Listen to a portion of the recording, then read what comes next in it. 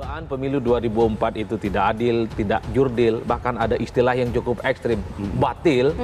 Itu kan argumen jahat bukan, batil bukan. Dua poros itu kan soal partai, tidak ada intervensi apapun. Tapi kan diterjemahkan oleh Bang Sulvan Linda soal pemanggilannya ke KPK. Pertanyaannya adalah kenapa sih SBY harus risau kalau Anies yang dipanggil oleh KPK? Mestinya Nasdem dong yang risau duluan. Mestinya PKS dong yang basis konstituennya lebih ke Anies.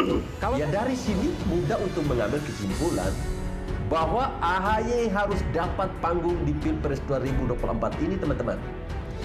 Menang kalah itu urusan belakangan. Ini demi pamor AHY agar tidak makin tenggelam jika dia tidak ikut Pilpres. Tapi apapun alasannya, serakah itu tidak baik. Terlalu ambisius itu mengerikan sekali. Nanti kalau kalah dan terjatuh, malunya bukan main. Raden Agus Harimurti Yudhoyono yang ngemis-ngemis kepingin jadi cawapres. Udah gitu, Nasdemnya sok jual mahal pula. Kasian ya, kasian banget sih Mas Agus ini. Dengan mencalonkan Anies Baswedan, saya juga sedang mengamati bagaimana Partai Demokrat bertahan dalam situasi ini. Partai Demokrat seperti yang sudah sering kita bicarakan sejak tahun 2014, suaranya turun terus ke dasar jurang. Pemilihan Agus Yudhoyono sebagai Ketua Umum Demokrat oleh SBY juga ternyata tidak mengangkat suara Partai Demokrat. Dia mengatakan bahwa ya saya ini sebagai orang tua pastinya apa yang terbaik pasti saya dukung. Tapi dia nggak pernah mengatakan iya kamu jadi cawapresnya Anies. Enggak. Dia hanya berkata secara normatif bahwa apa yang terbaik, apa yang baik-baik pasti didukung. Seperti itu. Nah ini kan menandakan bahwa sebetulnya Om Brewok ini nggak terlalu mau dengan AHY.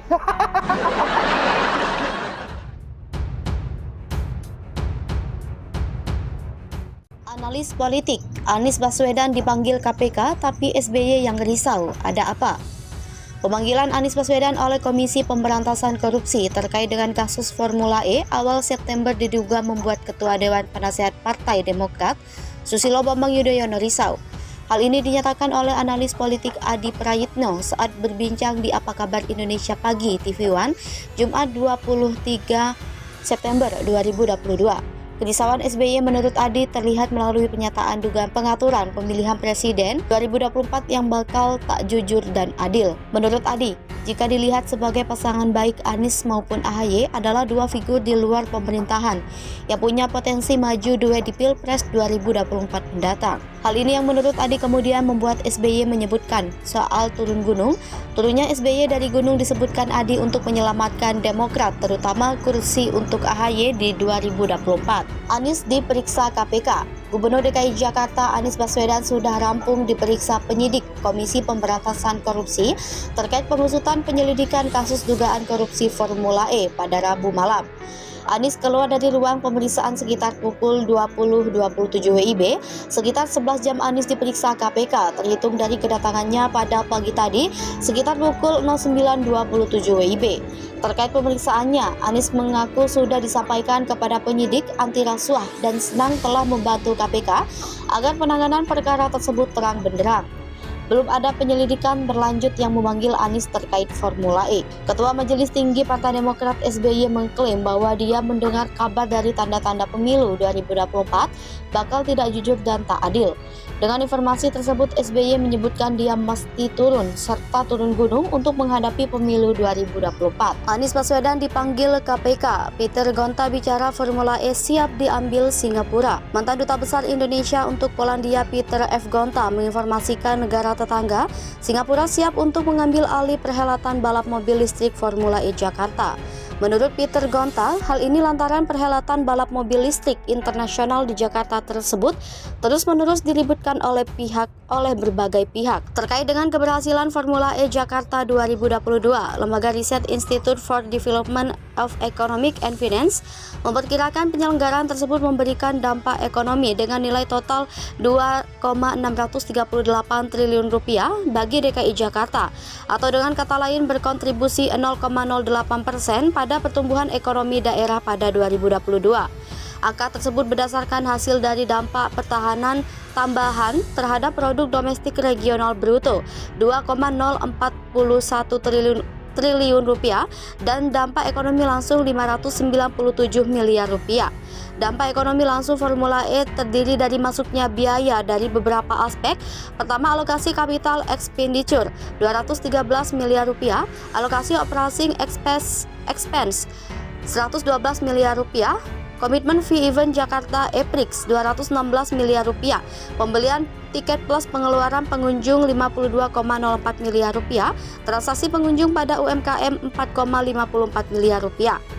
Sementara itu total dampak ekonomi langsung sebesar 597 miliar rupiah merupakan uang masuk untuk perekonomian Jakarta selama ajang Formula E, mulai dari persiapan infrastruktur hingga acara berlangsung. Ajang Formula E Jakarta 2022 dianggap sukses besar oleh CEO Formula E, Alberto Longo. Bahkan pihaknya akan memperhitungkan untuk menggelar 2 balapan beruntun pada kegiatan selanjutnya di Jakarta. Alberto mengaku takjub atas kemeriahan hingga dampak positif dari Formula E Jakarta.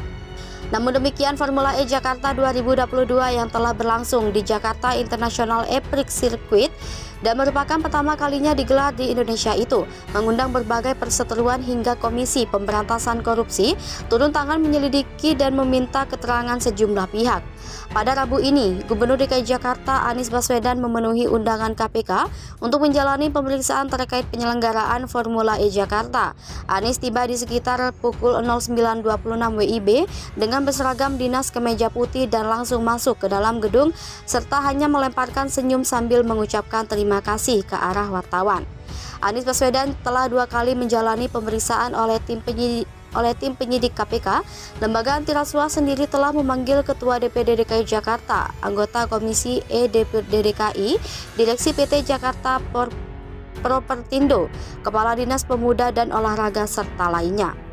Pakai jet pribadi saat safari politik, dada Anies Baswedan buat kampanye dipertanyakan. Ternyata sebelumnya, sebuah video yang memperlihatkan bakal calon presiden dari Partai Nasdem, Anies Baswedan, menggunakan private jet saat melakukan safari politik.